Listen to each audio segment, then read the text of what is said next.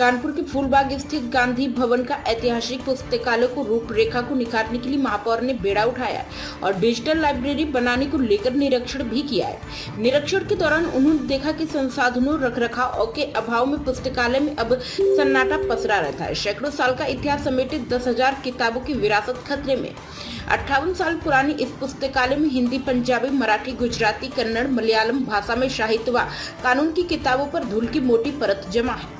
टूटी अलमारी में किताबों को टिका दिया गया है। महापौर प्रमिला पांडे ने लाइब्रेरी प्रबंधक को फटकार लगाते हुए निर्देश दिए कि सभी किताबों से सर्वप्रथम भी हटाने का कार्य किया जाए। साथ ही सरकार द्वारा लगाए जाने वाली राशि के विषय में भी अवगत कराया। महापौर ने कहा कि यह प्रदेश की पहली लाइब्रेरी होगी जहां पर अब दिव्यांग भी आकर पढ़ाई कर सकेंगे।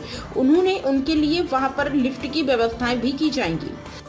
आज फूलबाग लाइब्रेरी का निरीक्षण करने आई थी, क्या कुछ? बेटा, हमारे देश के प्रधानमंत्री की सोच थी कि कानपुर में एक ऐसी लाइब्रेरियन बने जिससे यहाँ के बच्चे, आसपास के बच्चों को यहाँ की जो पुस्तकें हैं, यहाँ की जो चीज़ें हैं, उससे उनको लाभ मिले। 5,92,00,000 का वहाँ से शासन से, प्रधानमंत्री के यहाँ से आया है पैसा जो बनना है। अब अभी आज मैं आज पता किया कि यहाँ क्या काम चल रहा है। किसी ने मेरे को बताया कि वहाँ काम चल रहा है, तो आज मैंने सोचा सुबह चल के वहाँ देखो। मैंने अपने मुख्य अभियंता को बुलाया कि आप चलिए वहाँ। यहाँ आके जो स्थिति है, जिन्होंने लिया है उनसे मेरी रिक्वेस्ट है। अब वो कह रहे हैं कि हम अगस्त तक कर देंगे, लेकिन हमें नहीं लगता कि अप्रैल, मई, जून, जुलाई, अगस्त 5 महीना है। जिस हिसाब से 5 आदमी बुला करके काम कराना नहीं होगा। यहाँ तो इनको अगर 50 आदमी बुलाएंगे तो खाली एक महीने में ये किताबें झाड़ सकती हैं।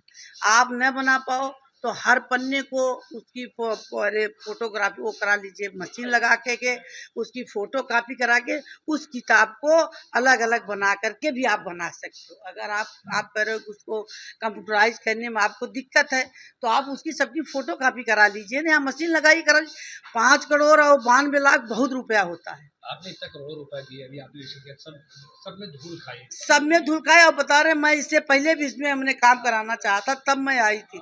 मैं फिर भी वहाँ 2 बार आ करके मैं अपने हाथ से बहुत किताबें। कैरेट में एक भी उसको ढकने के लिए कोई व्यवस्था नहीं, ये तो हाँ, कोई शीशा नहीं है। लेकिन अब हमने इस पर ध्यान दिया है, इससे ये बन जाएगी। अगर ये लाइब्रेरी हमारी आप बता रहे हैं अगस्त तक हो जाएगी तो निश्चित तौर पर ऑनलाइन और बहुत बच्चे आके पढ़ते हैं, उनको बहुत सुविधा मिलेगी। क्या बताया उन्होंने, कितने बच्चे पढ़ाई कर रहे हैं?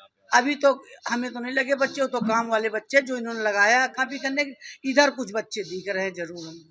मैं खुद सब जानकारी करूँ और आपको बता दूं, हर हम 15-20 दिन पर इसकी मैं जानकारी रखूँ। ऐतिहासिक लाइब्रेरी है ये ऐतिहासिक। हम तो ये कहेंगे आज भी पूरे भारत में हम और आप तुम लोगों को एक सौभाग्यशाली हैं कि हम उत्तर प्रदेश के निवासी हैं पूरे भारत में। और उत्तर प्रदेश का सबसे जो क्रांतिकारी और अच्छा शहर है कानपुर, जहां हम निवास है हमारा।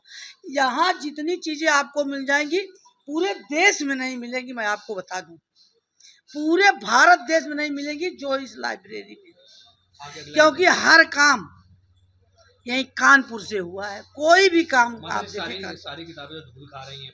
अब ये तो अब हर 15 दिन पर आकर के मैं इनकी मॉनिटरिंग खुद करूँगी। ठीक है। देश की और पूरे प्रदेश की भी, हम तो देश की बात लेकर चल रहे हैं और देश की तो बात कर ही रहे हैं, साथ में मैं प्रदेश की भी बात कर रहा हूँ कि प्रदेश का पहली हमारी एक सी लाइब्रेरी होगी जिसमें दिव्यांग लोगों को भी पढ़ने की व्यवस्था होगी।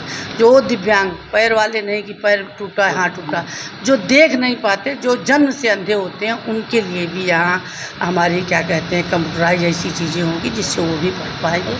2 करोड़ रुपए में इसकी क्या कहते हैं इस बिल्डिंग की मरम्मत है। और फिर मैं इसमें अपने उनसे बोलूँगी क्या कहते हैं अपने मुख्य अभियंता से कि आप इसमें एक लिफ्ट की भी व्यवस्था करें जिससे हमारे जो बुजुर्ग लोग हैं वो भी इस लाइब्रेरी में आएँ और ऊपर आके पढ़ाई करें। ये तो अब तो काम हो रहा है ना बेटा, अब तो काम गंदगी तो है ही है। तो पहले सफाई की व्यवस्था कराएं और फिर उसके बाद इन सब की व्यवस्था कराएं। लाइब्रेरी बन के तैयार होगी अगस्त तक। तो विशेष कक्ष बनाया जाएगा उनके लिए, दिव्यांगों के लिए। ये तो सब दिव्यांगों के लिए तो जब हम हम उसकी बात कर रहे हैं कि उनके लिए आने के लिए लिफ्ट लगाइए, तो उनकी व्यवस्था भी तो कराएंगे, पूरी व्यवस्था। ठीक है। प्राइम संदेश न्यूज से संवाददाता मयंक सैनी की रिपोर्ट।